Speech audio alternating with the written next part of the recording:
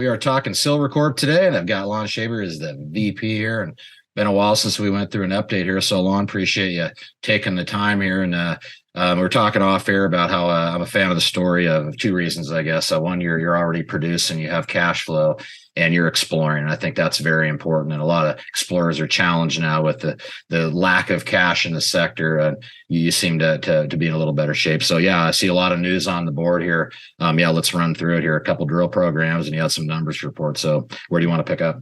Yeah, well, I think obviously our cash is good. And the real focus on that cash is the what's next element we can add to the story. We made an announcement in May on a target outside of the silver domain, but something that we like as much, which is copper and gold. Adding that to the portfolio is not a bad idea. So that is a transaction that's in progress. Hope to have some news here in the next couple of weeks on it. But really, as far as the operations go, it's pretty much steady as she goes. And even those drill results that you referred to is just part of our ongoing campaign to continue improving the near-term and longer-term picture for what are already great assets. Yeah, the pipeline. That's what I like working on here. So yeah, let's talk about the pipeline for investors. Let's be straight here. It's been a little downtrodden in the sector. You guys may be a little different situation here, but yeah, it's probably the same thing. You're starving for capital. So yeah, lay out the pipeline. What's the opportunity here if someone comes across Silvercorp? Well, we'll just touch on that drilling. So obviously we've been through the years, and especially since really around the time of 2020, we drilled 1 million meters in 3 calendar years. So that's a lot of meterage. We had 80 rigs going at Ying, and that pace maybe pull back a little bit, but we're still looking at roughly 300,000 meters in this fiscal year in terms of a target for drilling. And at Ying, of course, we have 7 individual mines, so the programs at each mine are a bit different. But generally, we're going back and we're looking at more of the high grade silver, lead, zinc mineralization that we've been mining.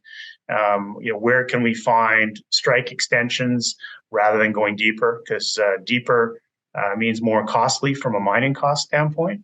And if you look at our cost profile, while other people have been dealing with cost increases, we've done a really great job of keeping that stable by going shallower. And in fact, where we've been mining good ore is looking above and laterally where we already have development. So that's one element to the exploration in each of the mines on that traditional mineralization, step outs, other structures.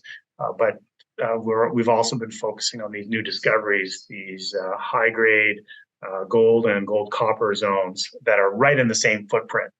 And while we've added that to the resource base and have that in the production scenario, I think some of the information we're pulling together in terms of how to mine that better and put that ore through the mill is going to come out here in the near term.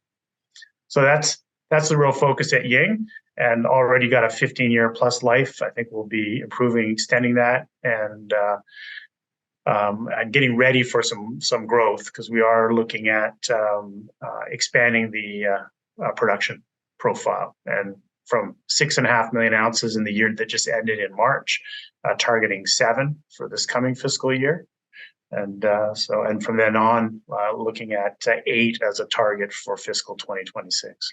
And I'd have to imagine here at silver, roughly $25 ish. It's probably pretty good for the bottom line, huh? Yeah, I mean, our all-in sustaining cost for the year that was ended March was $9.75 US an ounce, and that's net of our silver and lead byproducts.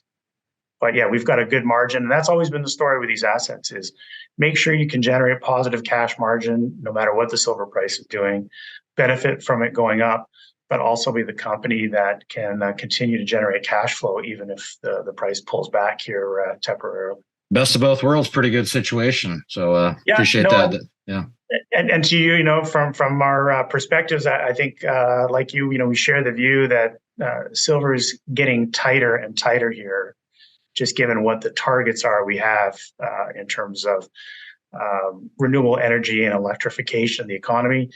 there was just another report out that said that the world is undersupplied from a silver standpoint and really needs to increase its resources and production rate.